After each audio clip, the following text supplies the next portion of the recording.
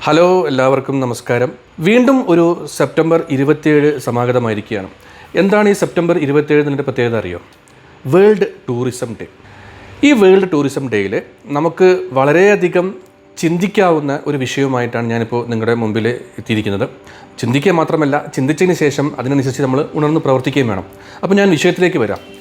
ലോകത്തിലെ ഏറ്റവും വലിയ കോണ്ടൻറ്റ് ഷെയറിംഗ് പ്ലാറ്റ്ഫോമുകളിൽ ഒന്നാണ് ക്വോറ. നിങ്ങൾക്ക് എല്ലാവർക്കും ഈ ക്വോറയെ പരിചയം ഉണ്ടാവുമെന്ന് ഞാൻ വിചാരിക്കുന്നു.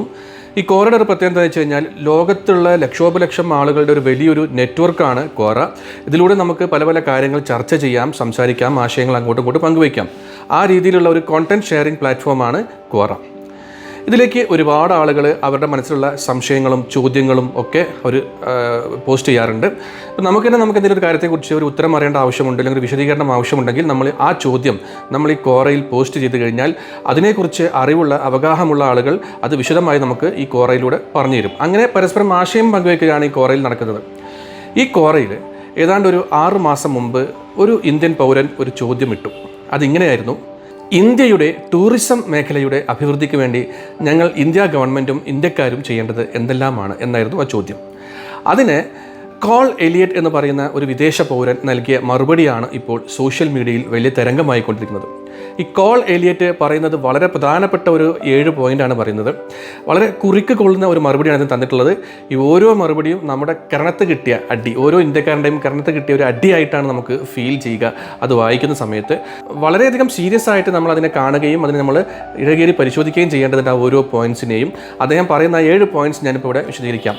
കോൾ എലിയറ്റ് ഇന്ത്യയിലെ ടൂറിസം മേഖല വികസിക്കണമെങ്കിൽ നിങ്ങൾ 7 കാര്യങ്ങൾ ശ്രദ്ധിക്കണമെന്ന് പറയുന്നുണ്ട്.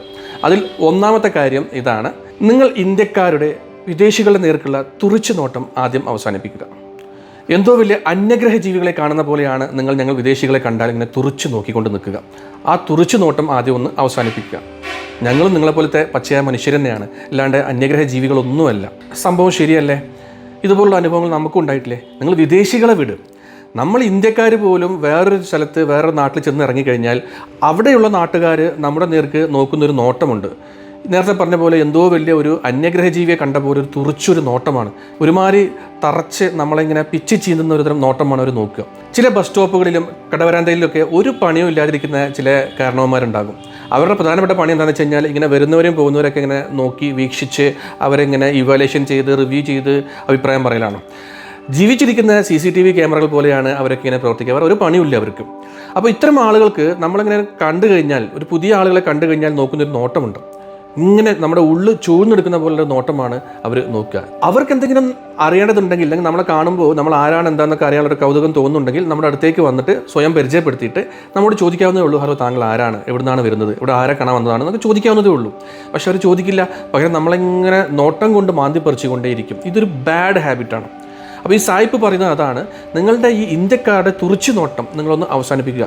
ഞാൻ ലോകത്ത് ഒരുപാട് രാജ്യങ്ങളിൽ സഞ്ചരിച്ചിട്ടുണ്ടെങ്കിലും ഇന്ത്യയിൽ മാത്രമേ ഞാൻ ഈ ഒരു പ്രവണത കണ്ടിട്ടുള്ളൂ. ഈ ഒരു സ്വഭാവം നിങ്ങൾ മാറ്റിയാൽ തന്നെ ഞങ്ങൾക്ക് വിദേശികൾക്ക് നിങ്ങളുടെ നാട്ടിലേക്ക് വരാനുള്ള താല്പര്യം 10 മടങ്ങ് വർദ്ധിക്കും എന്നാണ് ഇദ്ദേഹം പറയുന്നത്. ഇതാണ് ഇദ്ദേഹം പറയുന്ന ആദ്യത്തെ പോയിന്റ്. രണ്ടാമത്തെ പോയിന്റ് എന്താണെന്ന് വെച്ച് കഴിഞ്ഞാൽ, നിങ്ങൾ എൻ്റെ ഭാര്യയെ ആർത്തിയോടുകൂടി നോക്കരുത്. ആ വൃത്തികെട്ട നോട്ടം നിങ്ങൾ അവസാനിപ്പിക്കണം. കാരണം അവളൊരു മാംസകഷ്ണമല്ല, അവൾ ജീവനുള്ള ഒരു മനുഷ്യ സ്ത്രീയാണ്. അവളുടെ നേരേക്കുള്ള നിങ്ങളുടെ ഈ ആഭാസകരമായ നോട്ടം നിങ്ങൾ ആദ്യം അവസാനിക്കണം. ഇതും എനിക്ക് ലോകത്ത് വേറെ ഒരു രാജ്യത്തും അനുഭവപ്പെട്ടിട്ടില്ല, നിങ്ങളുടെ നാട്ടിൽ മാത്രമേ അനുഭവപ്പെട്ടുള്ളൂ. ഈ പറഞ്ഞ കാര്യത്തിലും വളരെയധികം ശരിയുണ്ട് എന്നാണ് എൻ്റെ ഒരു അഭിപ്രായം. കാരണം സ്ത്രീകളുടെ നേരക്കുള്ള നമ്മൾ ഇന്ത്യക്കാരുടെ നോട്ടത്തിൽ ഒരു വശപ്പിശക്ക് ഉണ്ടെന്ന് എനിക്ക് തന്നെ തോന്നിയിട്ടുണ്ട്. സംഭവം ശരിയാണ്. കാരണം വല്ലാത്തൊരു നോട്ടമാണ് നമ്മൾ അവരെ നോക്കുക. പ്രത്യേകിച്ച് ഈ വിദേശ വനിതകളൊക്കെ അവർക്ക് ഏറ്റവും കംഫർട്ടബിൾ ആയിട്ടുള്ള രീതിയിലുള്ള വസ്ത്രങ്ങളായിരിക്കും ധരിക്കുന്നുണ്ടാവുക. പക്ഷേ നമ്മുടെയൊക്കെ കാഴ്ചപ്പാട് വലിയ ആഭാസമാണ്. അങ്ങനെ ഒരു ആഭാസമാണെങ്കിൽ നമ്മൾ അങ്ങോട്ട് നോക്കാതിരിക്കുകയോ അതും ചെയ്യില്ല. നമ്മൾ അങ്ങോട്ട് തന്നെ നോക്കിക്കൊണ്ടിരിക്കുകയും ചെയ്യും. അതും ഒരുമാതിരി ഒരു വൃത്തികെട്ട നോട്ടം, വളരെയധികം ഒരു ആഭാസം നിറഞ്ഞ നോട്ടമാണ് നമ്മൾ നോക്കുക.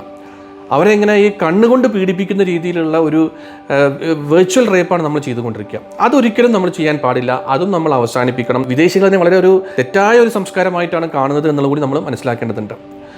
മൂന്നാമത്തെ കാര്യം, ആൾക്കൂട്ടത്തിൽ വെച്ച് തഞ്ചം കിട്ടുമ്പോൾ അവളെ കയറി പിടിക്കാമെന്നുള്ള നിങ്ങളുടെ ആ ചിന്താഗതി അവസാനിപ്പിക്കണം. റെസ്പെക്ട് വിമൻ എന്നാണ് അദ്ദേഹം പറയുന്നത്. ശരിയല്ലേ? ഇന്ത്യക്കാർക്ക് അങ്ങനെയും ഒരു സ്വഭാവമുണ്ട്. നമ്മൾ സ്ത്രീകളെ നല്ല തഞ്ചത്തിൽ കിട്ടിക്കഴിഞ്ഞാൽ, പ്രത്യേകിച്ച് ആൾക്കൂട്ടത്തിൽ ഒരുപാട് ആളുകളുടെ ഇടയിൽ വെച്ച് കിട്ടിക്കഴിഞ്ഞാൽ അവരുടെ സമ്മതമില്ലാതെ അവരുടെ ദേഹത്ത് തൊടാനും സ്പർശിക്കാനൊക്കെ നമ്മൾ ഭയങ്കര രീതിയിൽ നമ്മൾ ശ്രമിക്കാറുണ്ട്. അതെന്തോ വലിയ ക്രെഡിറ്റ് ആയിട്ട് നമ്മൾ പറഞ്ഞു നടക്കുകയും ചെയ്യും. ഞാൻ അവിടെ തൊട്ടു, അവളെ മാന്തി, അങ്ങനെ പീഡിപ്പിച്ചു എന്നൊക്കെ. ഇതൊക്കെ വളരെ ബാഡ് ഹാബിറ്റാണ്. ഒരിക്കലും ചെയ്യരുത്. ലോകത്ത് ഒരു സ്ത്രീയെ പോലും, സ്വന്തം ഭാര്യ ആയിരുന്നാൽ പോലും അവരുടെ സമ്മതമില്ലാതെ, അനുവാദമില്ലാതെ നമ്മളുടെ ദേഹത്ത് സ്പർശിക്കാൻ പാടില്ല എന്നുള്ളതാണ് ശരിയായ ഒരു കൾച്ചർ. അത് പക്ഷേ നമ്മൾ ഇന്ത്യക്കാർക്ക് നമുക്ക് എവിടേക്കോ ലാഗ് ചെയ്യുന്നുണ്ട്, മിസ് ചെയ്യുന്നുണ്ട്. ഇതും നമ്മൾ മാറ്റിയെടുക്കേണ്ടതുണ്ട്. പ്രത്യേകിച്ച് നമ്മുടെ നാട്ടിലൊക്കെ കാണാറുള്ളതാണ്, ഒരുപാട് സെലിബ്രിറ്റീസ് വരെ പറയാറുണ്ട്, സ്ത്രീകളൊക്കെ പല സ്ഥലത്തും ഒരു ഇനാഗ്രേഷനും മറ്റുമൊക്കെ പോണ സമയത്ത് ഒരുപാട് ക്രൗഡ് കൂടുന്ന ആ ഒരു അവസരം നോക്കി പല പുരുഷന്മാരും അവരുടെ ദേഹത്ത് തെറ്റായ രീതിയിൽ കൈവെക്കാറുണ്ടെന്നുള്ളത് വെരി ബാഡ് ഹാബിറ്റ്. നമ്മളതൊക്കെ എന്നാണോ നമ്മൾ മാറ്റുന്നത് അന്നേ നമ്മുടെ നാടിന് ഒരു സൽപ്പേരുണ്ടാവുകയുള്ളൂ. നാലാമത്തെ കാര്യം, നിങ്ങൾ ഇന്ത്യക്കാർക്ക് ഒരു വിചാരമുണ്ട്, ഞങ്ങൾ ഈ സായിപ്പന്മാരെല്ലാവരും വലിയ ശതകോടീശ്വരന്മാരാണെന്ന്. ഞങ്ങൾ ഒരുപാട് പണം സമ്പാദിച്ചിട്ട് അങ്ങനെ നോട്ടുകെട്ടുകളൊക്കെ ബാഗിലാക്കിയിട്ടാണ് നിങ്ങളുടെ നാട്ടിലേക്ക് വന്നിട്ടുള്ളതെന്നൊരു തോന്നലാണ് നിങ്ങൾക്ക് പലർക്കും ഉള്ളത്. ഞങ്ങളും പാവങ്ങളാണ്. ഞങ്ങൾ ഒരു വർഷം മുഴുവൻ അരിഷ്ടിച്ച് ജീവിച്ച് അതിൽ നിന്ന് മിച്ചം പിടിച്ച് കിട്ടുന്ന പണം ഉപയോഗിച്ചുകൊണ്ട് ഇന്ത്യ പോലുള്ള രാജ്യങ്ങൾ ചുറ്റി നടന്ന് കാണാനും ലോകം കാണാനും വേണ്ടി ഇറങ്ങുന്ന ആളുകളാണ്. ഞങ്ങൾ അത്ര വലിയ പണക്കാരൊന്നുമല്ല. പക്ഷേ നിങ്ങൾ ഇന്ത്യക്കാർ ഞങ്ങൾ സായിപ്പന്മാരെ കണ്ടു കഴിഞ്ഞാൽ ഒരു പ്രത്യേക ടെൻഡൻസിയാണ് കാണിക്കുക. ഞങ്ങളുടെ കയ്യിലുള്ള പണം എങ്ങനെയെങ്കിലും പിടിച്ചു പറിച്ച് നിങ്ങളുടെ പോക്കറ്റിലാക്കുക എന്നുള്ള ചിന്താഗതി. നിങ്ങളുടെ നാട്ടിൽ വന്നു കഴിഞ്ഞാൽ ടൂർ ഓപ്പറേറ്റർ, ഹോട്ടൽ ഉടമകൾ, റെസ്റ്റോറൻറ്റ് നടത്തുന്ന ആളുകൾ, ടാക്സിക്കാർ, ഓട്ടോക്കാർ തുടങ്ങി ഏതെല്ലാം രീതിയിലുള്ള സെഗ്മെൻറ്റിലുള്ള ആളുകളുണ്ട്, എല്ലാവരും ഞങ്ങളെ കണ്ടു കഴിഞ്ഞാൽ അവരുടെ കണ്ണിലൊരു പണത്തിനോടുള്ളൊരു ആർത്തി തിളങ്ങാൻ തുടങ്ങും. അവർ എങ്ങനെയെങ്കിലും ഞങ്ങളുടെ കയ്യിലുള്ള പണം സ്വന്തം പോക്കറ്റിലാക്കാൻ ശ്രമിക്കും. അവർ അനാവശ്യമായിട്ട് റേറ്റ് കൂട്ടി പറഞ്ഞ് ഞങ്ങളുടെ പൈസ പിഴിഞ്ഞെടുക്കുകയാണ് ചെയ്യുന്നത്. ഒരിക്കലും ഞങ്ങളുടെ യാതൊരു രീതിയിലുള്ള ഒരു കരുണയും ദീക്ഷയും കാണിക്കാറില്ല എന്നുള്ളതാണ് സത്യം എന്നാണ് കാൾ എലിയട്ട് പറയുന്നത്.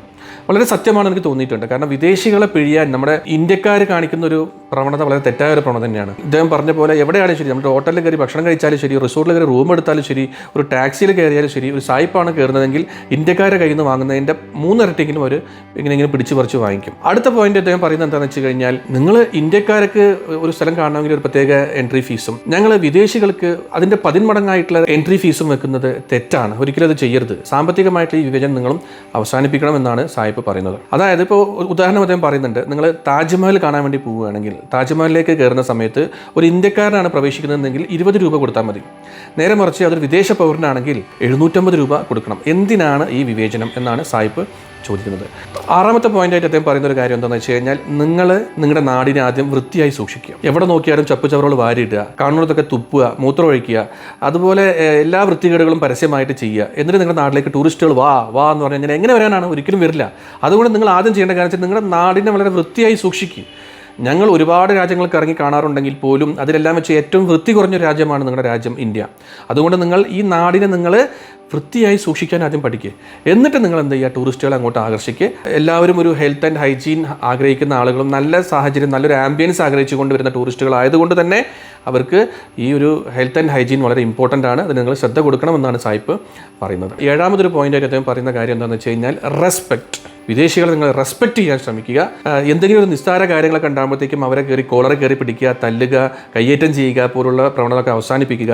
കാരണം ഞങ്ങളാണ് നിങ്ങളുടെ നാടിൻ്റെ ബ്രാൻഡ് അംബാസഡേഴ്സ് അല്ലേ. ഞാൻ എൻ്റെ നിങ്ങളുടെ നാട്ടിലേക്ക് വന്നു, എനിക്ക് നിങ്ങളുടെ നാട് ഇഷ്ടപ്പെട്ടു, തിരിച്ചുപോയി എൻ്റെ നാട്ടിൽ പോയി ഞാനൊരു 10 പേരോട് നിങ്ങളുടെ നാടിനെക്കുറിച്ച് പറയുമ്പോഴാണ് കൂടുതൽ ടൂറിസ്റ്റുകൾ നിങ്ങളുടെ നാട്ടിലേക്ക് വരാൻ താല്പര്യം കാണിക്കുകയുള്ളൂ.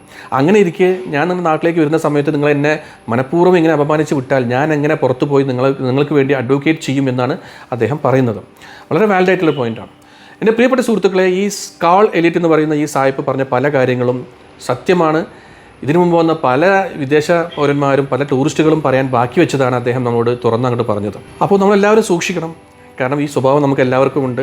ഈ തുറിച്ചു നോട്ടം, സ്ത്രീകളുടെ നേരക്കുള്ള അനാവശ്യമായിട്ടുള്ള നോട്ടം, അവരുടെ നേരക്ക് കൈവയ്ക്കാനുള്ള ഒരു ടെൻഡൻസി, അതുപോലെ അവർ സാമ്പത്തികമായിട്ട് ചൂഷണം ചെയ്യാനുള്ള ടെൻഡൻസി, അവരോട് കാണിക്കുന്ന സാമ്പത്തികമായിട്ടുള്ള മറ്റു രീതിയിലുള്ള വിവേചനങ്ങൾ, കയ്യേറ്റം ചെയ്യാനും അവരെ മർദ്ദിക്കാനും ഒക്കെ ഉള്ളൊരു ടെൻഡൻസി, ഇങ്ങനെ ഒരുപാട് കാര്യങ്ങൾ നമുക്ക് വലിയൊരു ഹീറോയിസമായിട്ട് കാണുന്ന ആൾക്കാരാണ് നമ്മൾ ഇന്ത്യക്കാർ. ഇതൊക്കെ ഒന്ന് അവസാനിപ്പിക്കണം. എന്നിട്ട് അവരും നമ്മളെപ്പോലുള്ള മനുഷ്യന്മാരാണ് എന്ന് മനസ്സിലാക്കിയിട്ട് അവർ നമ്മുടെ നാട്ടിലേക്ക് വന്ന അതിഥികളാണ്. അതിഥി ദേവോ ഭവ എന്നതാണ് നമ്മുടെ നാടിൻ്റെ ആപ്തവാക്യം. അത് മനസ്സിലാക്കിക്കൊണ്ട് അത് ഉൾക്കൊണ്ടുകൊണ്ട് നമ്മൾ പ്രവർത്തിക്കുക. എന്നിട്ട് അവരെ നമ്മൾ നല്ല രീതിയിൽ നമ്മുടെ നാടിൻ്റെ സൽപ്പേര് പുറത്തേക്ക് എത്തിക്കാൻ വേണ്ട കാര്യങ്ങൾ നമ്മൾ ചെയ്യുകയാണ് വേണ്ടത്. ഇപ്പോൾ ലോക ടൂറിസം ഭൂപടത്തിൽ ഇന്ത്യയുടെ സ്ഥാനം വലിയ രീതിയിൽ അടയാളപ്പെടുത്തപ്പെടാൻ വേണ്ടി പോവുകയാണ്.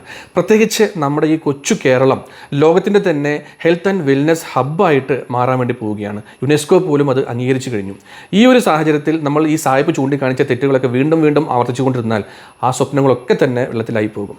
അപ്പോൾ അതുകൊണ്ട് നമ്മൾ ഈ സായിപ്പ് പറഞ്ഞ വാക്കുകളെ സ്വയം ഒരു വിചിന്തനമായി കരുതിക്കൊണ്ട് നമ്മൾ അതിനെ ആത്മപരിശോധന നടത്തി പരിഹരിച്ച് തിരുത്തി മുമ്പോട്ട് പോകാൻ ശ്രമിക്കണം.